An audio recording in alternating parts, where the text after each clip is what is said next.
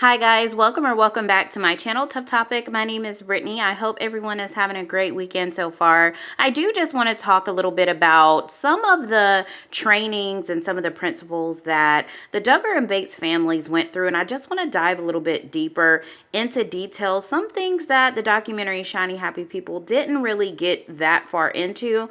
So I do just want to talk about that.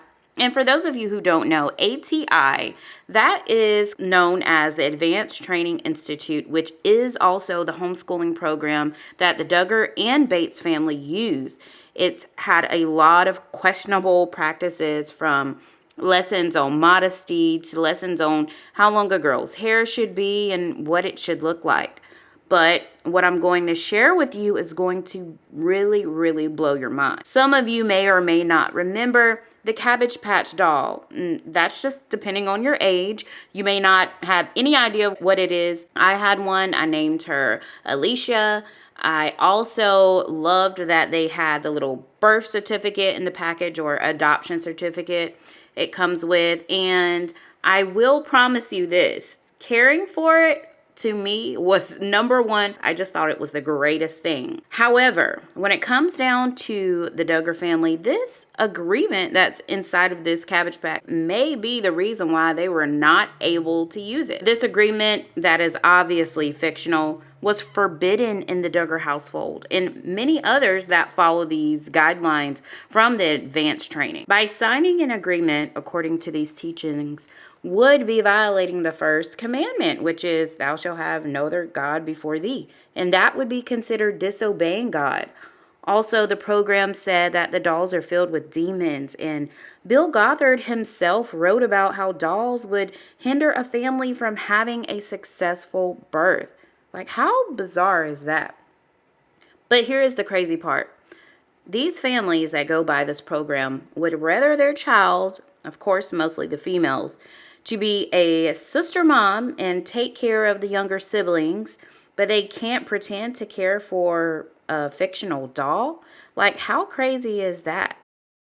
We all know Barbie can be quite controversial with some of their dolls, that some of them may have been pregnant, or there have been ones with maybe a risque bikini on, but that's not the reason that the Duggars were not allowed to have them.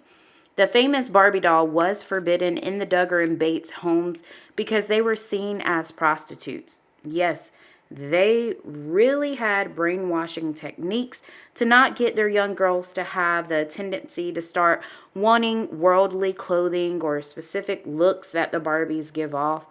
But to me, the Barbies itself is not the problem. That is not going to stop someone from wanting to wear pants. You see how that turned out. Mostly all of the adult children in the Duggar household and the Bates household now wear pants. They didn't play with Barbie dolls, but you see they found the light at the end of the tunnel. But the last thing I wanted to share, these homes were banned from all things Disney, with the exception of the movie Bambi, of course. For example, they couldn't watch Winnie the Pooh because Eeyore, cute little Eeyore, he had depression, and one of the ex-IBLP members stated that it was being glorified. And I'm just like, how though? That was just his character. So they could not have anything Disney as far as dolls because it represented fairy tales, which are forbidden because it's going against a realistic representation of life, and it was too worldly. So they described in Shiny Happy People that if they had magazines, anything with Disney on it, it was to be burned. If they had books or anything that would give temptation, they would have a bonfire out back and burn everything. They weren't even allowed to look at catalogs because it had some displays of models that had underwear on. I mean, just like Hanes models just showing off clothing. So here is the crazy thing about all of this. We see how Michelle has always talked about they had to cover their eyes when they go to the beach, or when they just going to a restaurant and see someone that's dressing not modestly. They would have to yell out Nike or put their heads down. They didn't want their sons or daughters to be defrauded, right? Just look at how their son Josh turned out.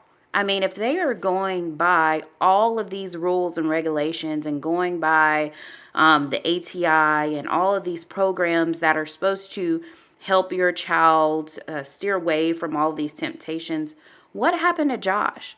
So is all this necessary?